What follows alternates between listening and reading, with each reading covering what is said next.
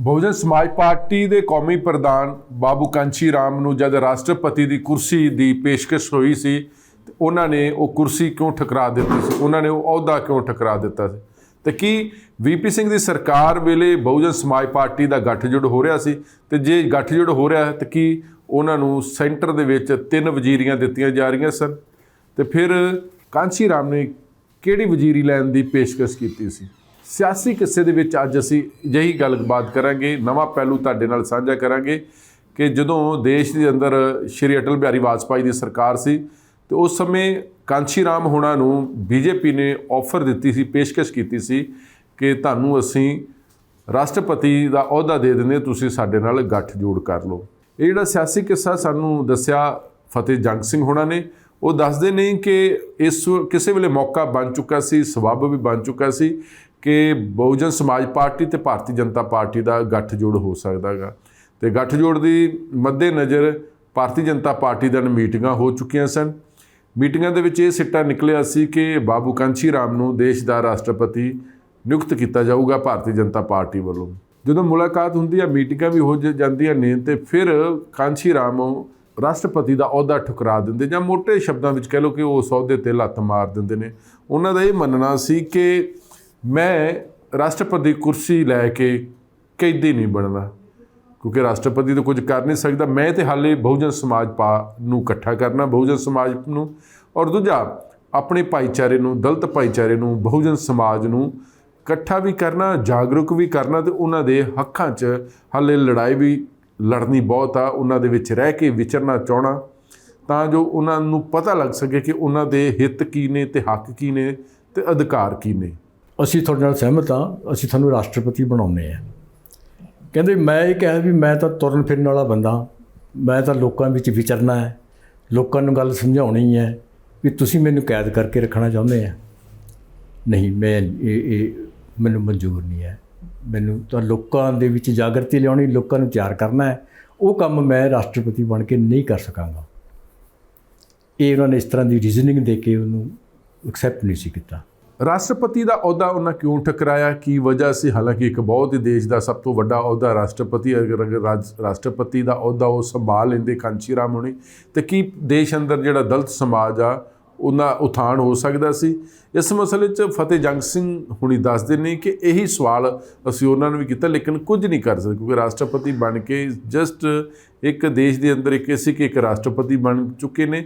ਇਸ ਤੋਂ ਇਲਾਵਾ ਉਹ ਕੁਝ ਨਹੀਂ ਕਰ ਸਕਦੇ ਸੀ, ਕਿਉਂਕਿ ਰਾਸ਼ਟਰਪਤੀ ਤੇ ਨਾ ਕੋਈ ਸਲਾਹ ਦੇ ਸਕਦਾ ਤੇ ਨਾ ਹੀ ਕੋਈ ਪੋਲੀਟੀਕਲ ਪਾਰਟੀਆਂ ਦੇ ਪ੍ਰੋਗਰਾਮ 'ਚ ਹਿੱਸਾ ਲੈ ਸਕਦੇ।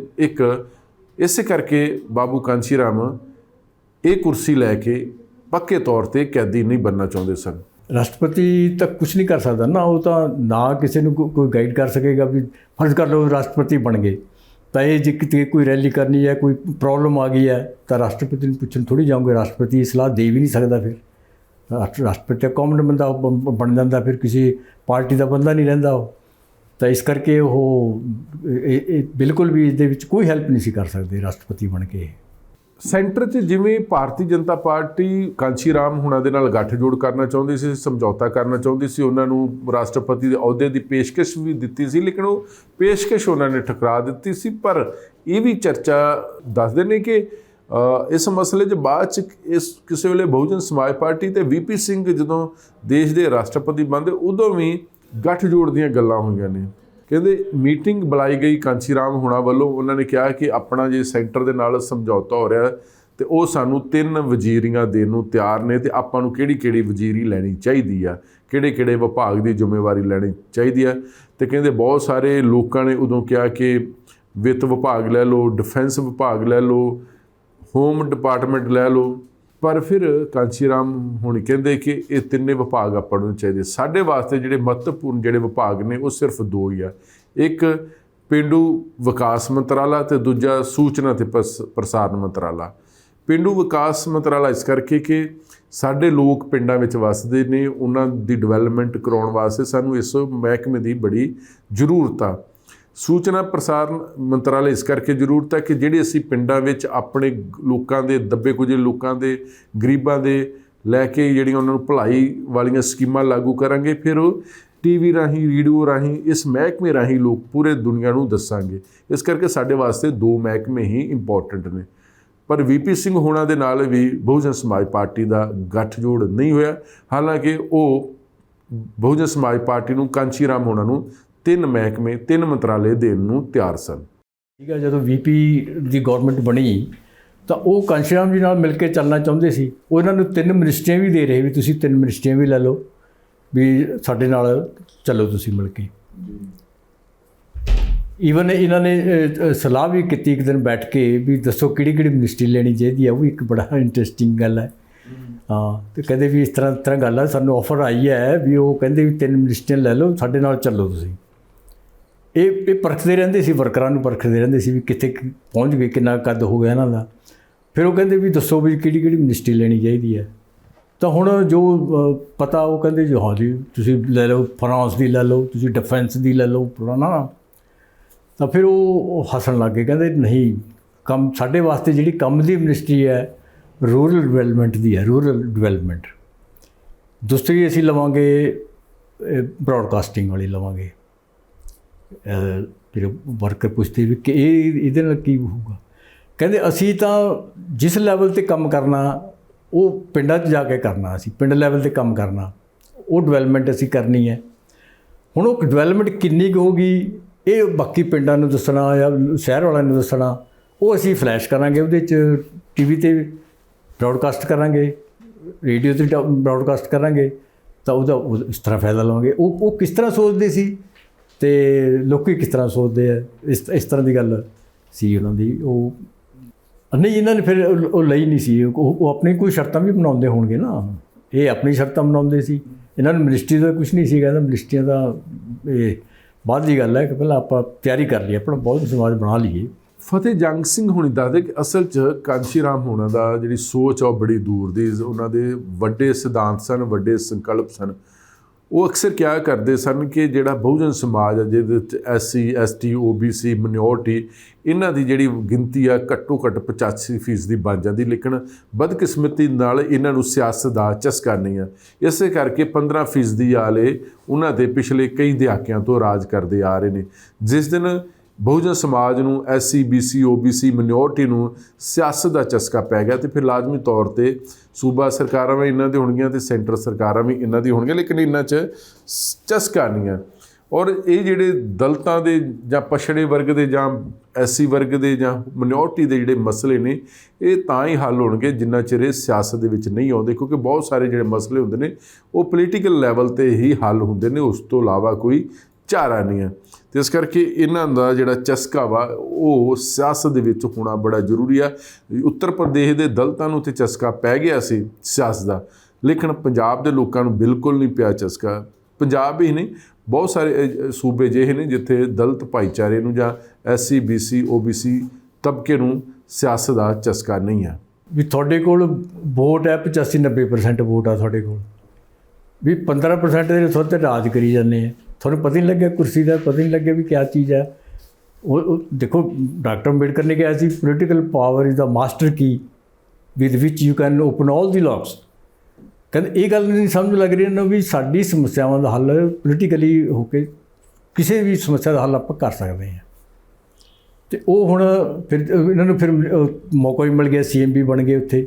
UP 'ਚ ਤਾਂ ਫਿਰ ਚਸਕਾ ਲੱਗਿਆ ਸੀਗਾ, ਅਤੇ ਇੱਥੇ ਫਿਰ ਪੰਜਾਬ 'ਚ ਜਦੋਂ ਜ਼ੋਰ ਲਾ ਰਹੇ ਸੀ, ਇਹ ਪੰਜਾਬ 'ਚ ਨਹੀਂ ਸੀ ਚਸਕਾ ਲੱਗ ਰਿਹਾ ਇਹ।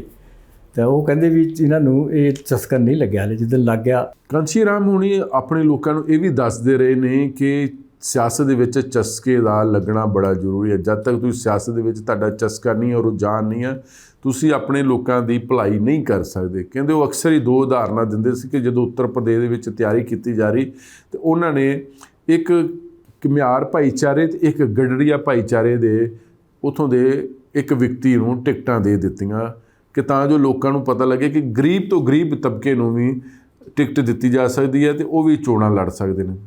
ਕਿਸ ਦੇ ਕਿਸਮਤ ਚੰਗੀ ਸੀ ਕਿ ਉਹ ਦੋਨੇ ਜਿਹੜੇ ਉਮੀਦਵਾਰ ਸੀ ਜਿਨ੍ਹਾਂ ਨੂੰ ਕੋਈ ਕਦੀ ਆਸ ਵੀ ਨਹੀਂ ਸੀ ਕਿ ਸਾਡੇ ਤਬਕੇ 'ਚੋਂ ਵੀ ਸਾਡੇ ਭਾਈਚਾਰੇ 'ਚੋਂ ਵੀ ਵਿਧਾਨ ਸਭਾ ਦੀ ਟਿਕਟ ਮਿਲ ਸਕਦੀ ਆ, ਤੇ ਉਹਨਾਂ ਦੋਨਾਂ ਨੂੰ ਟਿਕਟ ਮਿਲੀ ਹੈਗੀ ਤੇ ਦੋਨੇ ਹੀ ਜਿੱਤ ਗਏ, ਦੋਨੇ UP ਵਿਧਾਨ ਸਭਾ ਦੇ ਮੈਂਬਰ ਬਣ ਗਏ।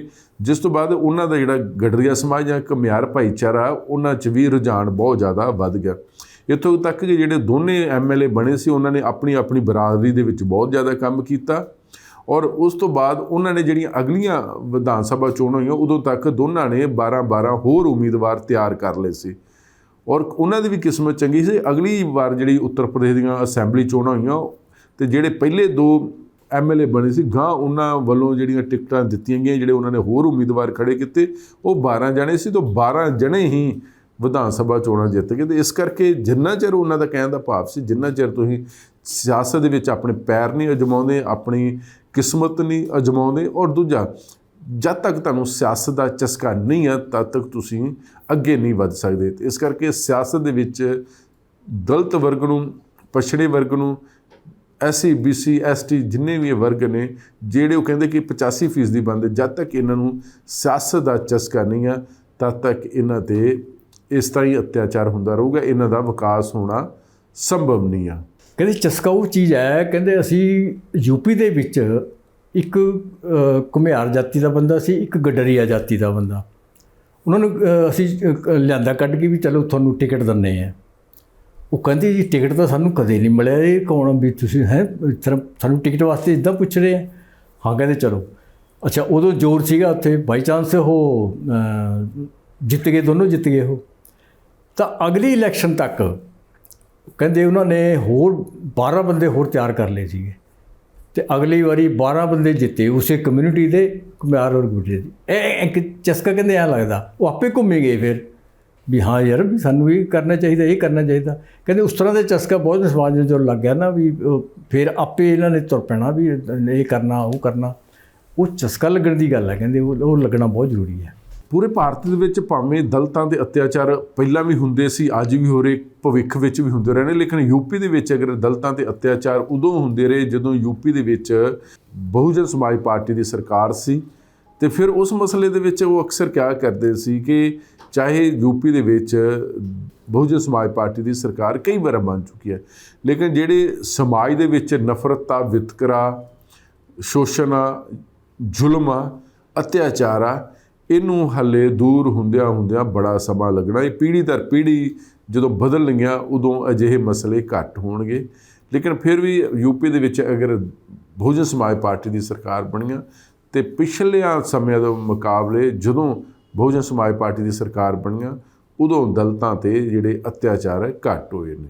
ਹੋਣਾ ਚਾਹੀਦਾ ਸੀ ਜੋ BSP ਕਰਨਾ ਚਾਹੁੰਦੀ ਹੈ, ਜਿਵੇਂ ਪਹਿਲਾਂ ਵੀ ਗੱਲ ਕੀਤੀ ਹੈ ਵੀ ਉਹ ਸਮਤਾ, ਸੁਤੰਤਰਤਾ, ਭਾਈਚਾਰਾ, ਇਹ ਫਾਰਮੂਲਾ ਸੀਗਾ। ਉਹ ਉਸ ਪਾਸੇ ਕੰਮ ਕਰਨਾ ਸੀ। ਤਾਂ ਉਹ ਹੁਣ ਇਹ ਸਦੀਆਂ ਤੋਂ ਚੱਲੀ ਆ ਰਹੀ ਗੱਲ, ਦਿਮਾਗਾਂ 'ਚ ਵੜੀ ਹੋਈ, ਖੂਨ 'ਚ ਵੜੀ ਹੋਈ ਹੈ। ਤਾਂ ਉਸ 'ਤੇ ਇੱਕਦਮ ਇੰਨਾ ਹੋ ਨਹੀਂ ਸੀ ਸਕਦਾ, ਇਹ ਇੱਕਦਮ ਨਹੀਂ ਆਉਣੀ ਚੀਜ਼, ਇਹ ਹੌਲੀ ਹੌਲੀ ਆਉਣੀ ਸੀਗੀ। ਪਰ ਕਾਫੀ ਕੰਟਰੋਲ ਰਿਹਾ ਔਰ ਚੱਲਿਆ, ਲੋਕਾਂ 'ਚ ਵਿਸ਼ਵਾਸ ਵਧਿਆ ਅਤੇ ਪੂਰਾ ਜੋ ਉਹ ਤਾਂ ਹਾਲੇ ਟਾਈਮ ਲੱਗੇਗਾ। ਇਹ ਕਹਿੰਦੇ ਸੀ, ਘਨਸ਼ਿਆਮ ਜੀ ਕਹਿੰਦੇ ਹੁੰਦੇ ਸੀ, ਕਹਿੰਦੇ ਇਹ ਪੀੜ੍ਹੀਆਂ ਦਾ ਕੰਮ ਹੈ, ਪੀੜ੍ਹੀਆਂ ਦਾ। ਅਸੀਂ ਅਗਲੀ ਪੀੜ੍ਹੀ ਵੀ ਤਿਆਰ ਕਰਨੀ ਹੈ, ਅਗਲੀ ਪੀੜ੍ਹੀ ਨੇ ਉਸ ਤੋਂ ਅਗਲੀ ਪੀੜ੍ਹੀ ਤਿਆਰ ਕਰਨੀ ਹੈ, ਇਸ ਤਰ੍ਹਾਂ ਚੱਲਣਾ ਕੰਮ ਹੈ। ਅੱਜ ਦੇ ਸਿਆਸੀ ਕਿੱਸੇ ਵਿੱਚ ਬਸ ਇੰਨਾ ਹੀ। ਬਲਕਿ ਅਸੀਂ ਸਿਆਸੀ ਕਿੱਸਾ ਤੁਹਾਡੇ ਨਾਲ ਇੱਕ ਹੋਰ ਸਾਂਝਾ ਕਰਾਂਗੇ, ਉਹ ਵੀ ਬਾਬੂ ਕਾਂਸ਼ੀ ਰਾਮ ਹੋਣਾ ਦਾ, ਕਿ ਸਿਆਸਤ ਤੋਂ ਪਹਿਲਾਂ ਕੀ ਉਹ ਕਬੱਡੀ ਦੇ ਸ਼ੌਕੀਨ ਸਨ ਜਾਂ ਇੱਕ ਚੰਗੇ ਭਲਵਾਨ। ਅਤੇ ਜਦੋਂ ਸਤਲੁਜ ਦਰਿਆ 'ਚੋਂ ਲੱਕੜਾਂ ਉੱਥੇ ਵਹਿ ਕੇ ਆਉਂਦੀਆਂ ਸੀ ਅਤੇ ਉਹ ਲੱਕੜਾਂ ਫਿਰ ਉਹ ਦਰਿਆਵਾਂ 'ਚੋਂ ਬਾਬੂ ਕਾਂਸ਼ੀ ਰਾਮ ਹੁਣ ਕੱਢਦੇ ਸੀ, ਉਹ ਫਿਰ ਲੱਕੜਾਂ ਵੇਚਦੇ ਸੀ। ਲੱਕੜਾਂ ਵੇਚ ਕੇ ਉਹ ਕੀ ਖਰੀਦਦੇ ਸਨ?